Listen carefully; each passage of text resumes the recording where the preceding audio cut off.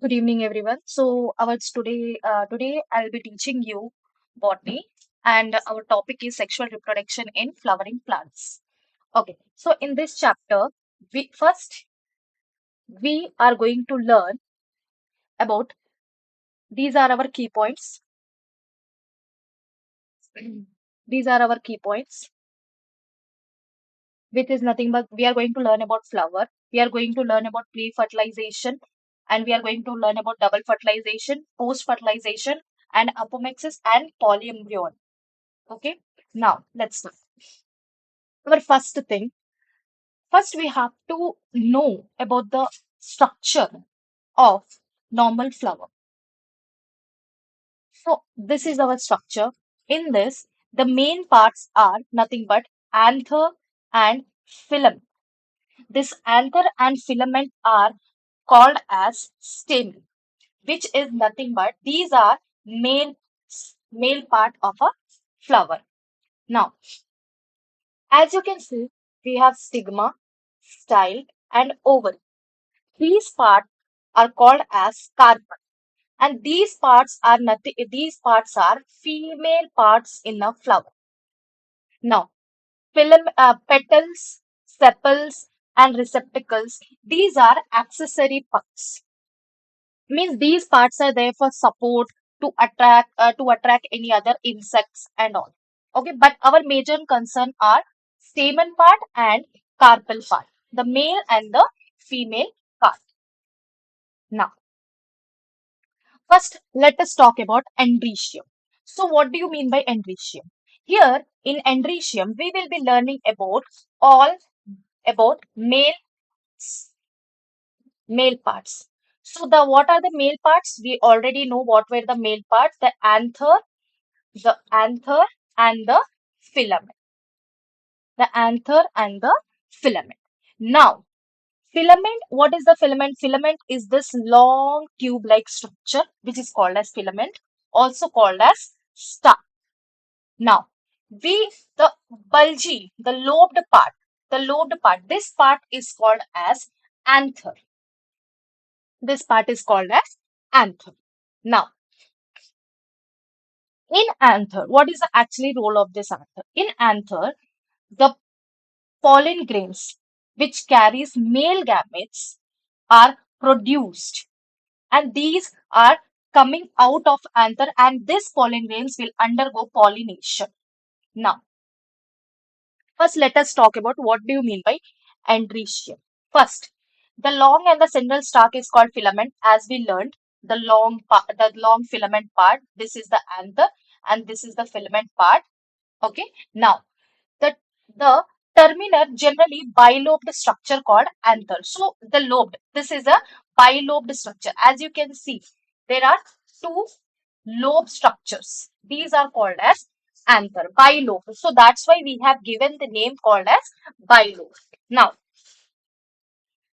next, a typical angiosperm anther is bilobed with each lobe having two theca. Now, two theca, i.e., they are dithecious.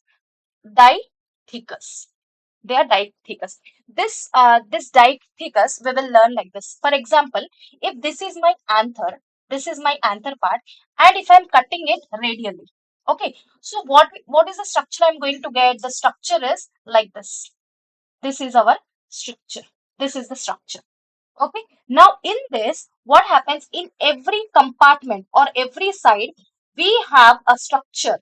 This is a structure which is called as theca. What is this called as? Theca.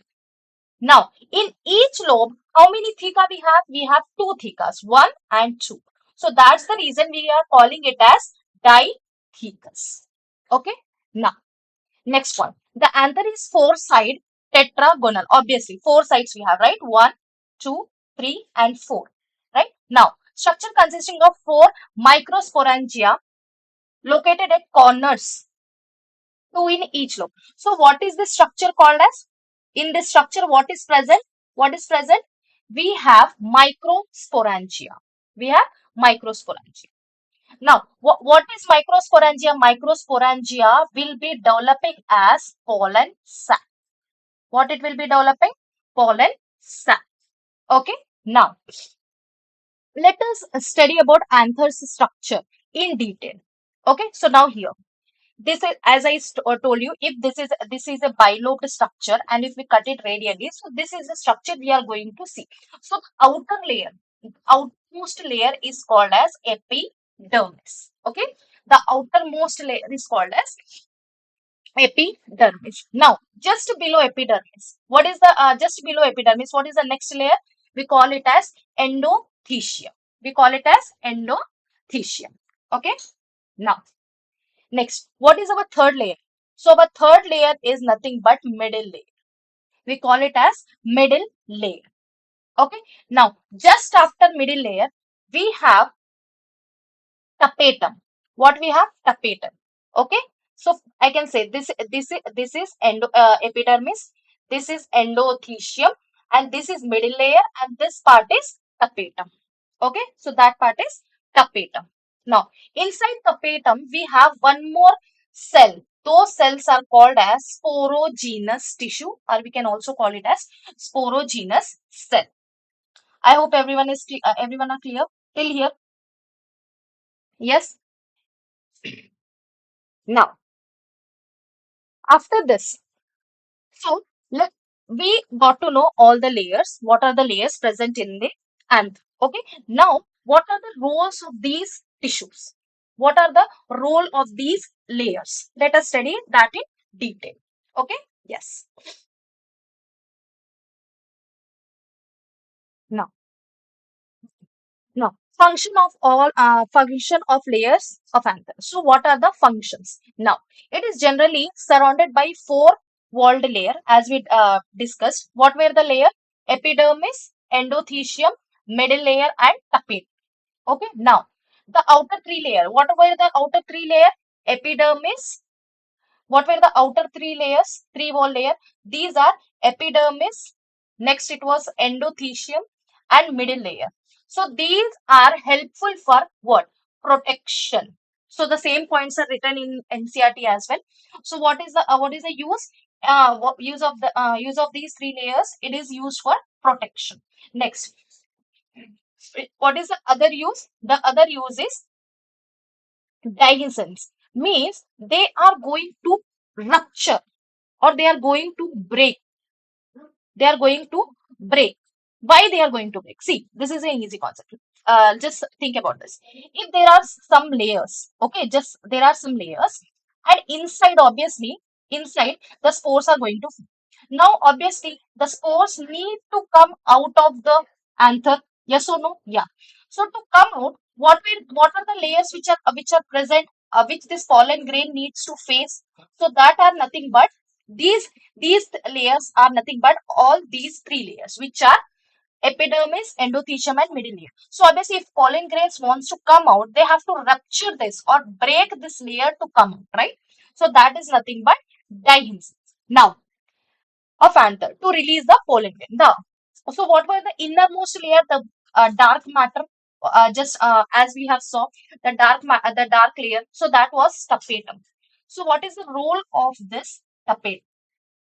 So tapetum role is not about protection, not about rupturing, nothing. So it will only give nourishment to the pollen grains. Obviously, pollen grain will be developing inside, right? So obviously, pollen grains need some nourishment.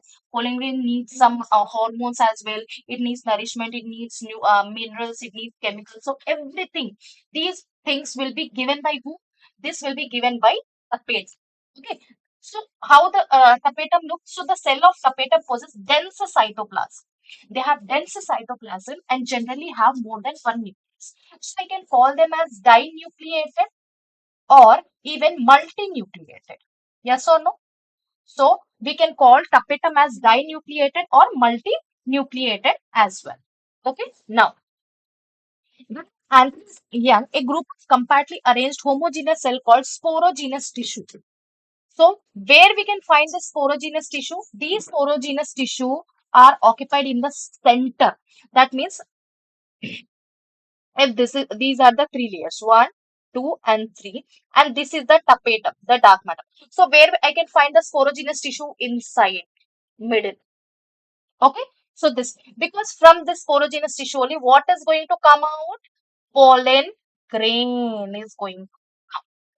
Okay, pollen grain is going to come out from this sporogenous tissue. Am I clear, everyone? Yes. Now, next, let's move to the next slide. Now, let us talk about sporogenous tissue. So, what is happening? Inside the sporogenous tissue, we have MMC. What are MMC? MMC are nothing but microspore mother cell. These are mother cell. These are mother cell.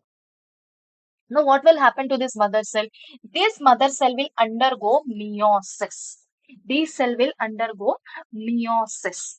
And after undergoing meiosis, they are going to form microspores. They are going to form microspores. Hmm. These will undergo meiosis. And after undergoing meiosis, what they are going to form? They are going to form microspores. What they are going to form? Microspores. Okay? Yeah. Now, so these microspores again, it will form what? It will be forming pollen grains. So obviously, what do you microspores? We already studied in our 11th grade that microspores are nothing but male gametes. Male gametes are actually called as microspores, right? So in which we have male gametes, obviously in pollen grains we have our male gametes. I hope everyone are clear till here. Yeah. Now,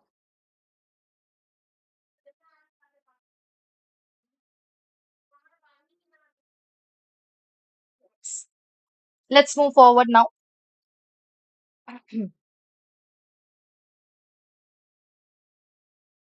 Yes. Mm.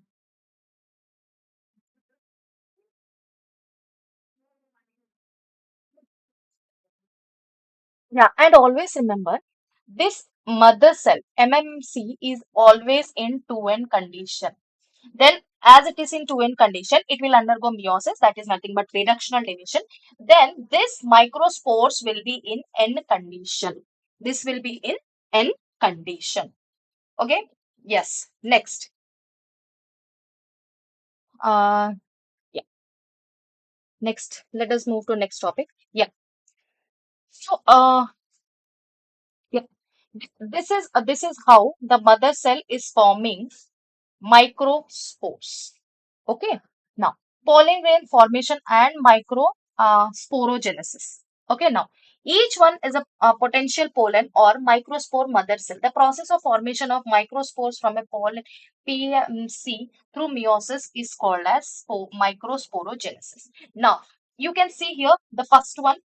This is nothing but this we can see in sporogenous tissue. Okay, first you can see MMC mother cell is undergoing meiosis one. Excuse me. Yeah, it is undergoing meiosis one, and after undergoing meiosis one, what is happening? It is forming microspores dia. Okay, then again it is undergoing meiosis two, and then it is forming microspore tetrad. It is forming microspore tetrad. That means one mother cell is actually forming four microspores. In short, if you want to remember, one mother cell is forming four microspores. Now, each microspores, obviously here I got 1, 2, 3, 4 microspores. Yes or no? Yeah. Now, in this, each microspore will be undergoing and this will be forming pollen grains. Okay, so when this microspore is undergoing and forming pollen grain, this process is called as microsporogenesis. Okay, so as you can see, sorry, yeah, you can see here This is a microspore which we have formed from here. We have taken one cell and let us see what is happening. Now, this microspore will start forming vacuoles, cytoplasm, nucleus. Okay, all these parts will start forming in this. Now, again, after this, what happens? After this, what? Just a minute. Yeah. Okay. Now, this microspores, it will start forming vacuoles. The cytoplasm will start forming. Nucleus will start forming. Okay. Now, then what happens? Spindle fiber, asymmetric spindle fiber is going to form. Because of this asymmetric spindle fiber, what happens? Inside pollen grains, the pollen grain is divided in two cells. Okay, because of this formation, unequal spindle fiber formation, the pollen grains, inside the pollen grains, we will having two types of cells. So one cell we call it as the larger cell. The larger cell which is present, that is called as vegetative cell, and the smaller cell which is called as generative cell, or we can also call it as germ cell. We can also call it as germ cell. Now, always remember the you can see this, right? Yeah, this is the nucleus of vegetative cell. Okay, the nucleus of vegetative cell is irregular, means they don't have any definite shape and all. Okay, but whereas in germ cell, the nucleus is well developed and it has a particular shape. Okay, it is well and fully developed. I hope everyone are clear till here.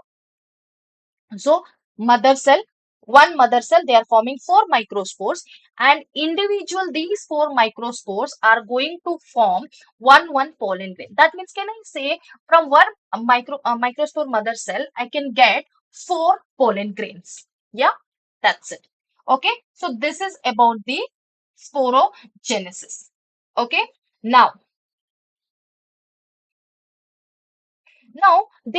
there are some cases. Hmm.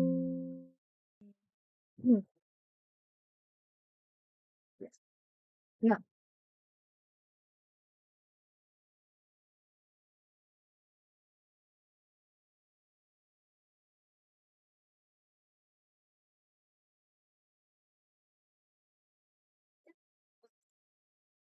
always remember, we know that this is a pollen grain and it has two cells that are, and one is vegetative cell and one is germ cell. Okay, but there in some cases, as we are studying about angiosperms, always remember 60% of angiosperms will have two cells in their pollen grain, but the remaining 40% they will have three cells in their pollen grains. How? So these three cells we will get it from same, we have a pollen grain. Okay, these pollen grain. Okay, so what will happen here is, this is the pollen grain. Okay, and this is the vegetative part, this is the germ part. Now, in pollen grain, in some pollen grains, what happens? The germ cell will start dividing into two cells. So there in that type of cells, we have one vegetative cell and two germ cells. This is one germ cell, this is one germ cell. So with this, we can say we have three cells. So 40% of angiosperms will have three cells in their gymnosperms, in pollen grains, whereas 60% of angiosperms will be containing only two cells in them. Okay, I hope everyone are clear till here. Yeah, yes. Now let us move forward.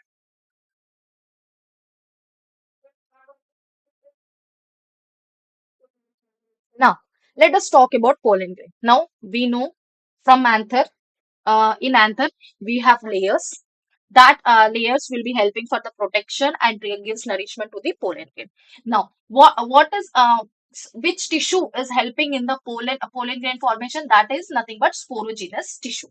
Okay. Now we come to know how pollen grains are forming. Now, from mother cell, it is forming microspore, and these microspores tetrad individually will undergo and undergo process, and it will form which process is that? Microsporogenesis. Okay, and that will be forming pollen grains. Now let us study about the structure of the pollen grains, what it has. Okay, now this is the structure, normal structure of a pollen grain. This is the normal structure of a pollen grain.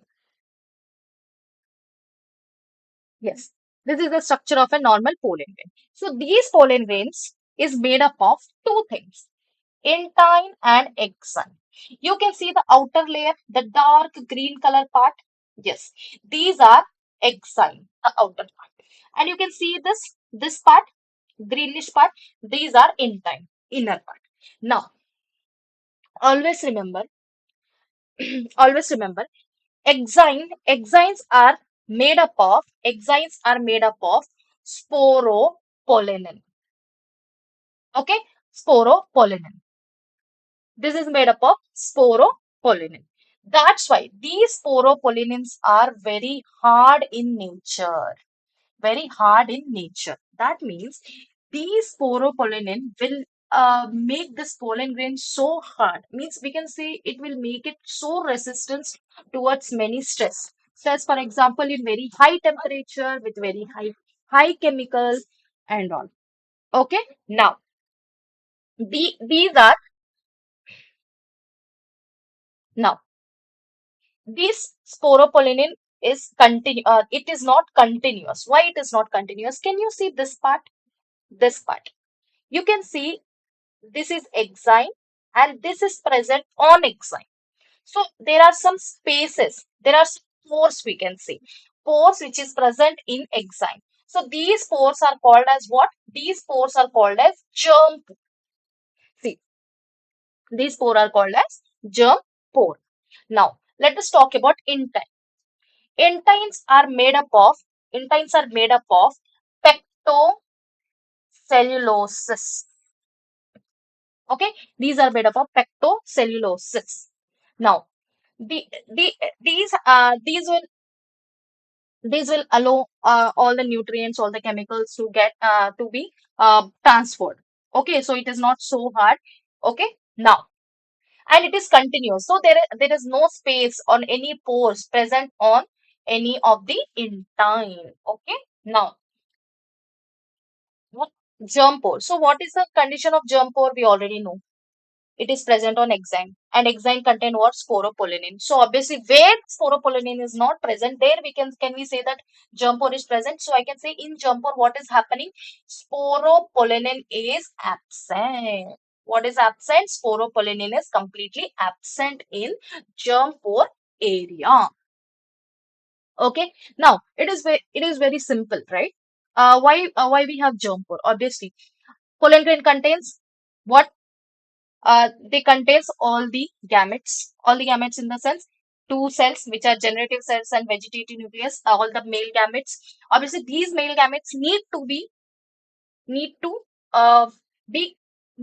given out for what? Fertilization, right? So obviously, from where it is going to come out? From where? From germ pore only. Okay. Now, so this is the complete structure of pollen grain. Now, so, yeah, here is a flow chart to just have a look. See, pollen mother cell, as I told you, they will form pollen tetrad. Means one mother cell is forming four microspore. Remember? Yeah. So that is called as pollen tetrad. And one microspore is will be undergoing and it will be forming pollen grain. And these pollen grain contains what? Two types of cell. Those are generative cells and vegetative cell. Generative cell is also called as germ cells.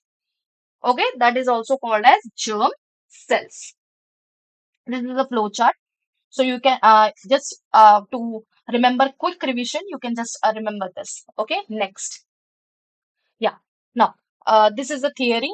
What I taught you. Each pollen grain is a tiny body of different shapes and structure that forms in the male structure to seed-bearing plants and is transferred to the female structure by various methods.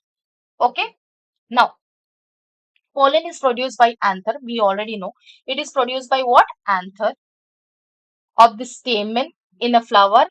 in angiosperm. Obviously, angiosperms are nothing but flower bearing plants, right? Yes. Now, it is generated in microsporophiles of the microstrobili of gymnosperm male pollen. So, in gymnosperms, where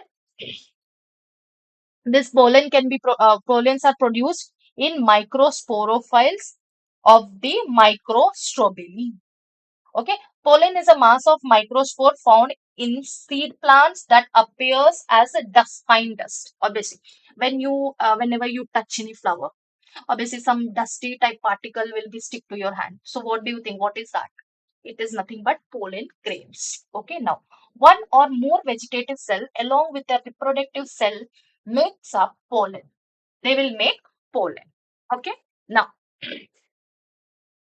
the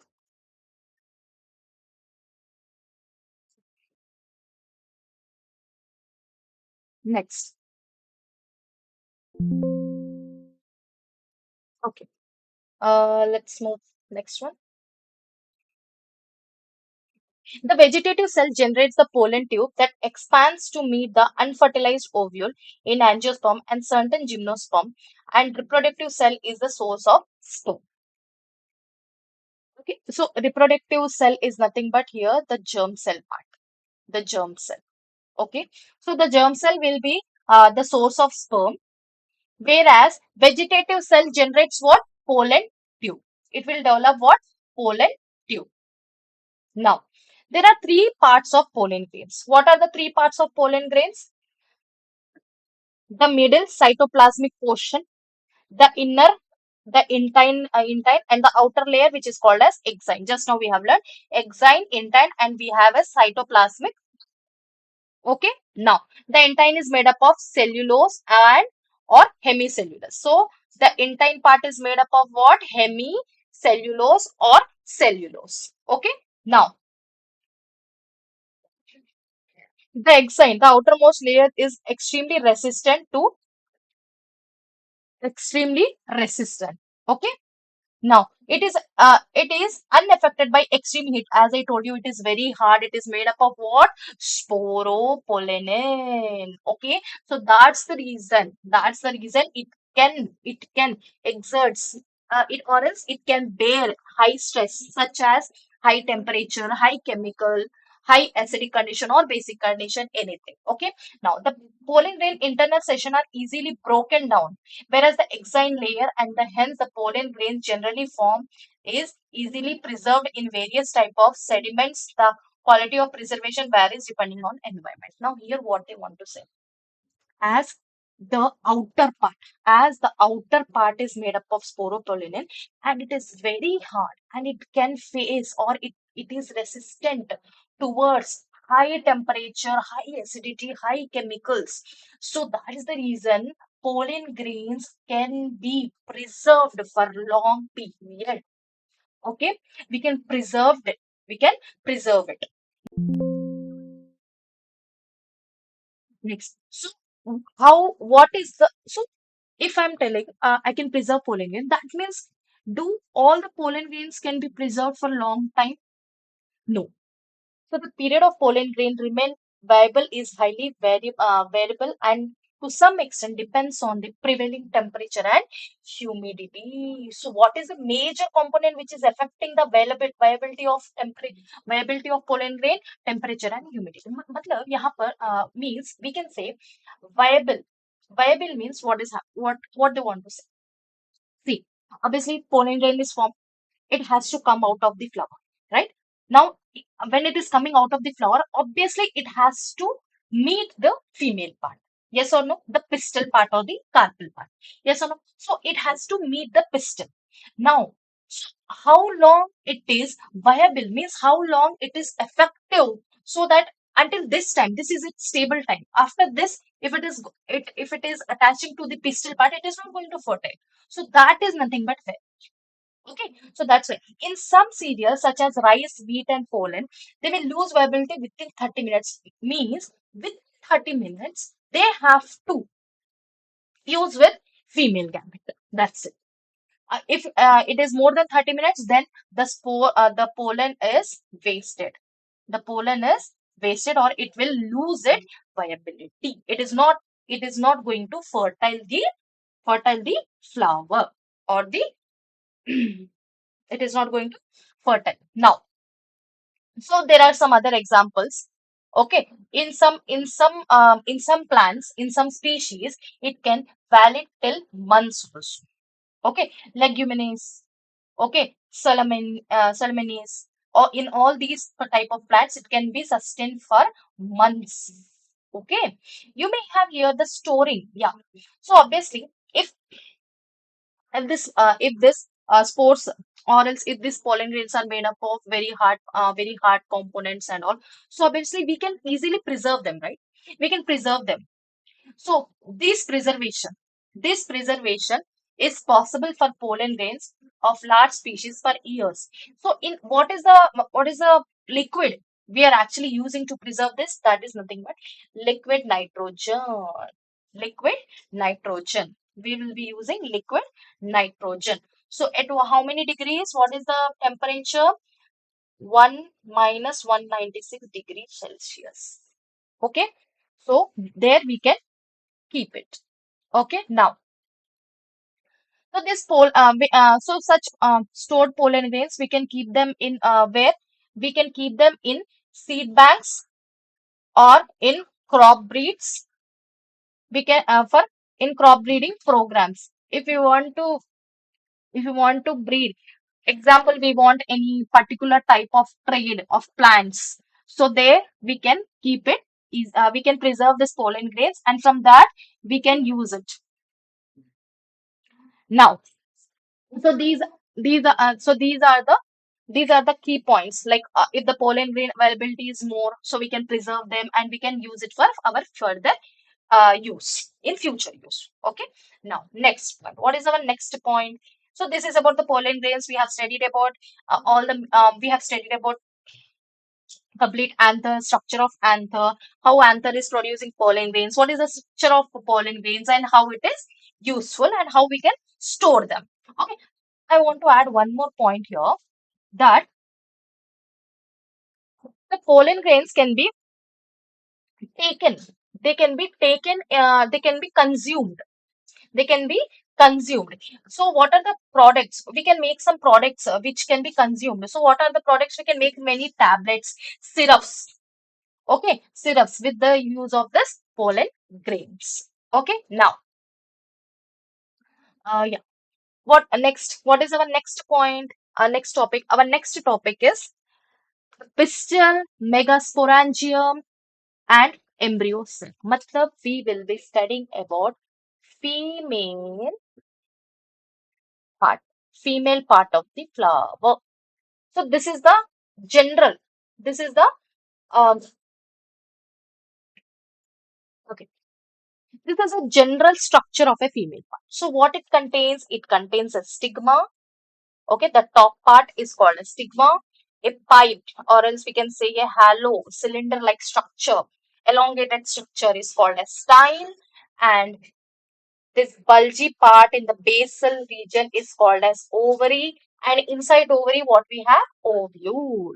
Inside ovary, we have ovule. What we call this as? We call it as pistil. Pistil, or we can also call it as carpel. We can also call it as carpel. Okay. Now, what are the different parts? Just now, we have learned, right? The gynoecium represent the female reproductive part of the flower. So what do you mean by gynoecium? Gynoecium is nothing but female reproductive part of a flower. So now, yeah, we have studied in our 11th standard, right? We have studied that there can be uh, multiple pistil, or there can be single pistil in a single flower. If there are only single pistil, we call that as monocarpillary. It's a monocarpillary. And if there are more than one pistil, if there are two, three, four, or so and so, or more than, we can say more than one. Okay, more than one, more than one. So that is called as multicarpillary, because there are multiple. Now, when there are more than one, pistil may be fused together. Yes, this is also a point. See, if this is a flower, I have two pistils.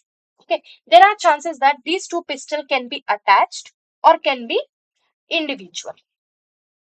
Okay, now if the pistils are fused together, this is called as syncarpus. We call it as syncarpus. And if they are not fused together, they are individual, they are free, they are called as apocarpus. Okay. Each pistil has three parts as we have studied. Stigma, the upper part, the cylindrical or hollow part is called as style, and the lower basal part is called as ovary. The style is elongated slender part. Okay, just now we have said the basal bulge part is pistil. Okay, inside the ovary, what we have? Ovarian cavity or locule, or also we can call it as ovule. Okay, now the placenta is located inside ovarian cavity. Matlab inside the ovarian cavity, what we have? Placenta. Okay, now let us study about ovule. Okay, structure of a ovule.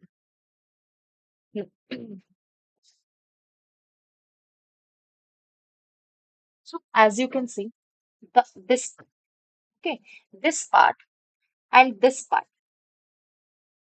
Okay, so what are these? These are integuments. We call them as integuments. Okay, this is outer integument as you can see, and inside is called as inner integument. Okay, we have integuments. These are called as integuments. Okay, now inside integuments, what we have? Inside integument we have embryo sac. What we have? Embryo sac. You can see this part, this part. This part is called as embryo sac. What is it called as? Embryo sac. Now you can see this part, this part. So this part is called as chalazal end. We can also call it as chalaza, or we can also call it as chalaza, chalazal end. Okay. Now you can see here in this part there is no integument. It's like an empty plate, empty space. So this empty space is called as micropyle. What is it called as? Micropyle. Micropyle. Now you can see funicle. So what is the role of the funicle? It attach ovule to the ovarian wall. Matlab, if this is a funicle, this will attach. This is what ovule, right? So it is connected to what?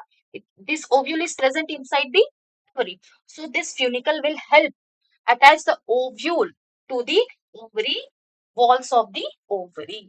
That is the function of funicle. Now, can you see this part? This part. Yes. So this part is called as hilum. What we call it as hilum. So what is the role of hilum? Attach funicle to what? Attach funicle to ovule. Matlab this part. This part is getting attached to funicle, right? So where it is attached here. So this part is called as hilum. We call it as hilum. Okay. I hope everyone are clear till here. Yes. Now let's move forward. Now our next, let us study about ovule. The ovule is small structure attached to placenta by means of called as funicle. Just now I told how it is connected. It is helping the ovule to connect with ovarian wall. The body of ovule fuses with funicle in the region called hilum. This is ovule and this is funicle. So this junction is called as hilum.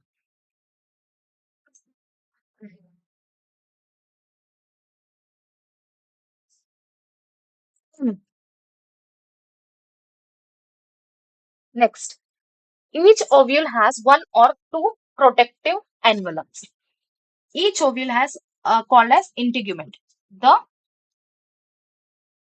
this part I told you, right? Inner integument, outer integument, and inner integument.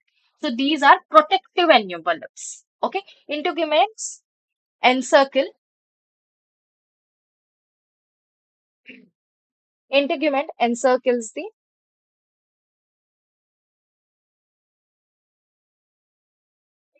Hmm.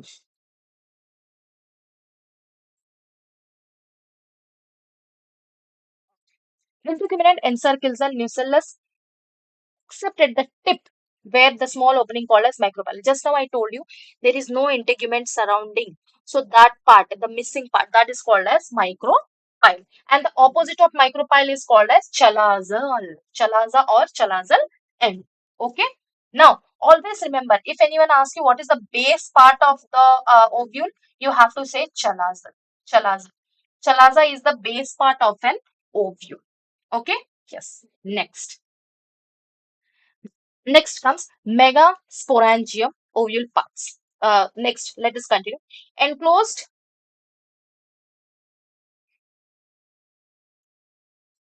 enclosed within the integuments is a mass of cell called the nucellus. Cells of the nucellus have abundant reserve of food material. So where we have nucellus part, that nucellus part will give what? It's a reservoir for food, Okay, now located in the nucellus is the embryo sac or the female gametophyte. Means in the embryo sac, what is going to form in embryo sac? The female gametes are going to form. So because it is forming female gametes, it is called as female gametophyte. Because female gametophyte gives rise to what? Female gametophyte gives rise to female gametes. Okay, now an ovule generally has a single embryo sac formed from megaspore. I told you. See, microspore is nothing but the male gamete. So megaspore is called as what? Female gamete. So one ovule generally give how many? Single embryo sac, which will form, say, megaspore means female gamete. Megaspores means female gamete. It is forming female gamete. Now, next. Next comes megasporogenesis. Megasporogenesis. Now,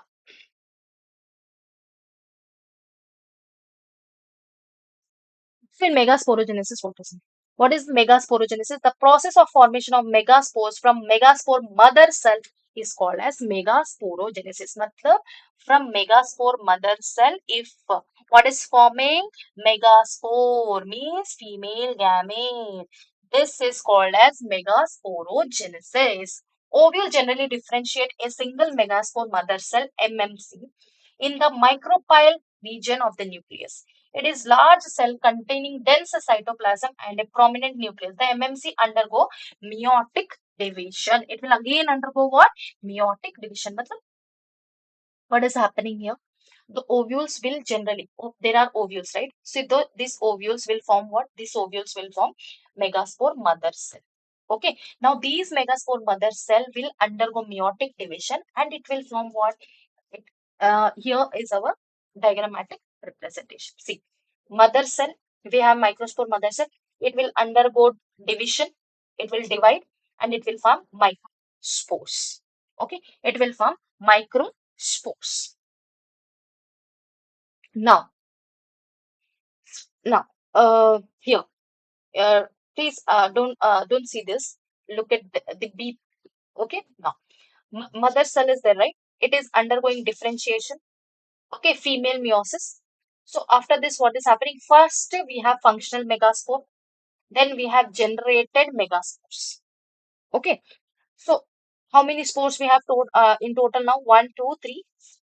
Now again, this 4 will be divided and it will be forming 8 cells or 8 nucleus. Sorry, it will be forming 8 nucleus. Now these 8 nucleus, what it will do? It will differentiate and start going to the polar ends and in the center for giving we call that this process as what? Cellularization. We call it as cellularization. Now, for cellularization, what happened? Three nucleus will go in the upper region, upper polar part, which is called which these cells are called as antipodal. We call it as antipodal cells. Okay. Now there are and in the bottom again 3 nucleus will be going in the bottom part, bottom polar, and these will form 2 types of cells. We call them as synergic cells and one X cell. So how many synergic cells we have? 2, and one will be egg cells. Okay, one will be egg cells. Now, so we were again left with three went to top to form antipodal cell and three in the bottom to form two synergid cells and one egg cell. So how many? Six are done. Now there are two more left, right? So those two will be in the cytoplasm only, and those are called as central nuclei, or we can also call it as polar nuclei. What we can call it as polar nuclei or central nuclei. Okay. Now, so this structure, what is this structure called as? This structure is called as embryos. We call it as embryo sac or female gametophyte. Female gametophyte. Okay, female gametophyte. Now, huh, want to add one point here. Please look here.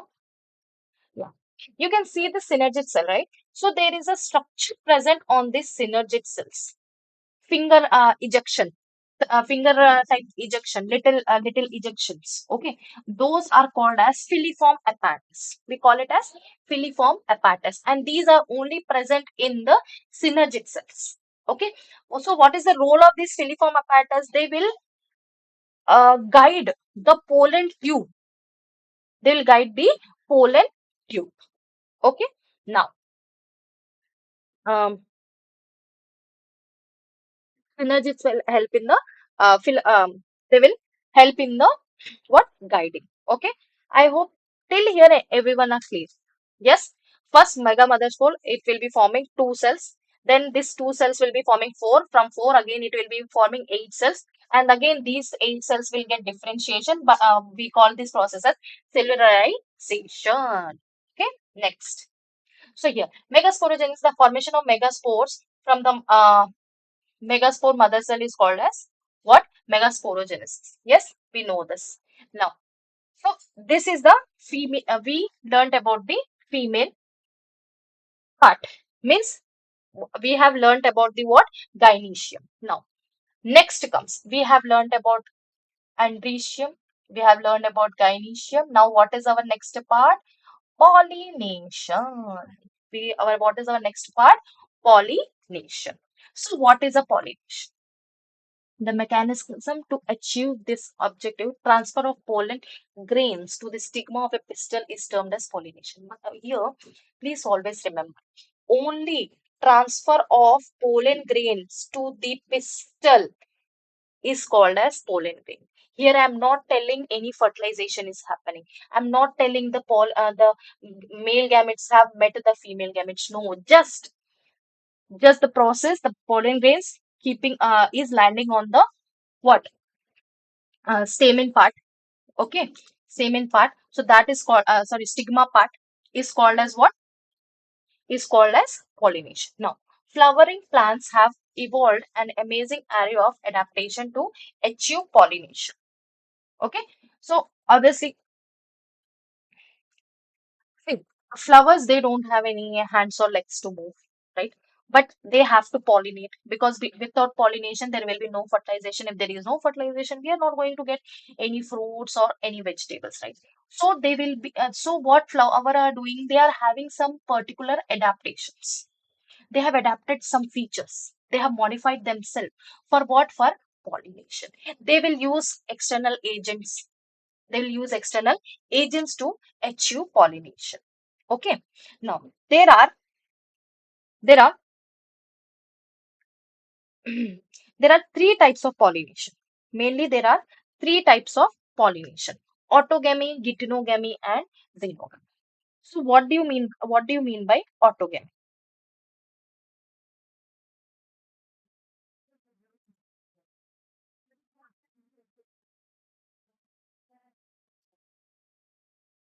So what do you mean by autogamy? Autogamy is a self-pollination. The pollen is transferred from the anthers of one flower to the stigma of the same flower. Means this in this is a plant. In this plant, I have a flower, and in this flower, I have male part, I have female part, both, and they are going, and the pollen grains are going to connect, or it is going to fall on the same stigma. So this is called as autogamy, means self pollination. Next, what is gittonogamy? Gittonogamy is also a type of self-pollination, but here there is a small change. What happened? The anthers are transferred from the anthers of one flower to the stigma of another flower. Means there will be one plant, but there will be two flowers. Okay, two flowers. Here I have the male part, and here I have the female part. Okay, so the pollen grains from the anther will be fallen on the transferred will be transferred to the pistil, will to the female part of the other flower, but in the same plant. That is called as gittonogamy. Next comes xenogamy. What do you mean by xenogamy? It will be different flower, different plant with a different flower. Here the transfer will takes place. Okay, transfer of pollen grains will takes place. This is called as xenogamy. This is called as xenogamy. Next. Mm.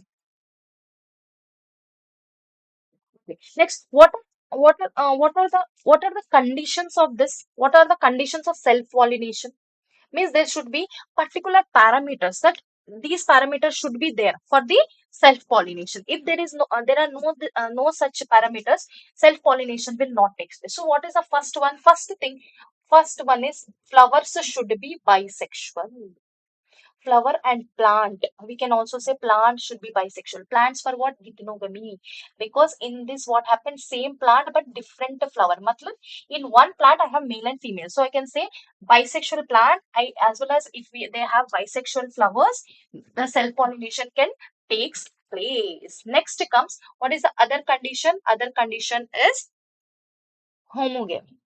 What do you mean by homogamy? Now, okay, homogamy means, for example, see, if this is a flower and in this I have both male and female. Now what happens? Homogamy means male and female part should mature at it. Means whenever the male part is ready to produce pollen grain, the female pistil should always that time it should be ready to take the pollen. It should be ready to take the pollen grains, because if they are not maturing at a time, what happens? The male is producing pollen grains, but it is useless because the female is not ready to accept the pollen grains. Okay, so that is called as homogamy. Next comes clistogamy. Next comes clistogamy.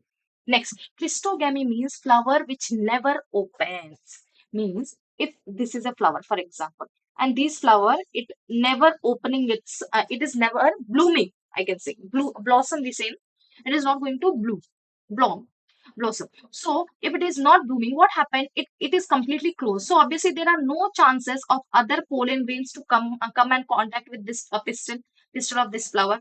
What will happen? The pistil will accept the same pollen grains of the same flower. So this condition is called as clistogamy. Okay, this one. These are the conditions for the self-pollination. These are the conditions for the self-pollination. What now? Obviously, if I have condition for I need to have condition for what? I need to have condition for cross pollination also. I need to have a condition for cross pollination as well. Now, so what is the condition? What are the condition for cross pollination? Cross pollination. First thing, flower should be unisexual, and even plant should be unisexual. Means there should be no male and female flower in one plant, or in one flower there should not be any male and female part. It should be unisexual plant. Okay, now what is the other condition? Next, it should show dichogamy. What do you mean by dichogamy? Anther part and pistil part should not get mature at a time. Just now I told. If anther is ready to produce pollen grains, but if pistil is not ready, then what happened? Obviously, this anther has to produce pollen grains which should go for other flower. Okay, so that happens. Next comes what? Chasmogamy. Chasmogamy. Chasmogamy. Chasmogamy means flower should be open, because if it is not open, what happens? Self pollination can happen. There are chances of self pollination, but we don't need self pollination. What we need? Cross pollination. So obviously the flower should be open. If the flower is open, what happens? It is available to receive pollen grains from other flower. I hope till here clear. Now there is one more term called as self sterility. Self sterility. So in this self sterility, what happened? The anther will not at all produce any pollen grains. So only pistil part is there, and it is ready to accept the pollen grains from other plants. Okay. Now till here clear. These are the conditions for cross pollination. Okay. Next uh we have a topic called as artificial hybridization. We call it as artificial hybridization. Artificial hybridization. So what do you mean by artificial hybridization? Here we we are uh, we want that these pollen grains only need to fertile in the particular fruit, means for our desired flower or desired plant we are going to do artificial hybridization. So what is the first step in artificial hybridization? First is emasculation. Emasculation. So what do you mean by emasculation? If the flower is bisexual. If the flower is bisexual. But what happened? Bisexual flower may I want my desirable character. I don't want any particular character. So if this is a bisexual flower, but in this I want my desired character. So what I will do? Emasculation means I will remove the male part. I will remove the male part. What is the male part? I am going to remove the anther part or the stamen part. I'm going to remove. That is called as emasculation. Okay, I removed. Now then what is my second step? My second step will be bagging. What do you mean by bagging? Yes, obviously the flower is boomed, right? Now there are chances that other pollen grains can come and sit on this flower, can fertile this flower, right? So what I will do? I will cover this flower. I will cover this flower. This covering of this flower is called as bagging. Okay, this is my second step. What is my third step? What is my third step? Dusting of pollen. Dusting of pollen means my desired character, means my desired product, my desired pollen. I'm going to dust on my desired flower. So that will be the third step. Next, what is my fourth step? My fourth step is rebagging. Rebagging. Obviously, I dusted. But what happens if any other pollen grains can come and that might get fertile? Okay, so I don't want to take that chance. So I will do rebagging. What I will do? I will do rebagging. Okay, so these are the steps which I'm going to follow for what? For hybridizing. Now, so as per today, this much is enough till here. I hope everyone understood this chapter till here. Whatever I taught you, I'll see you in the next class, everyone. Bye. Have a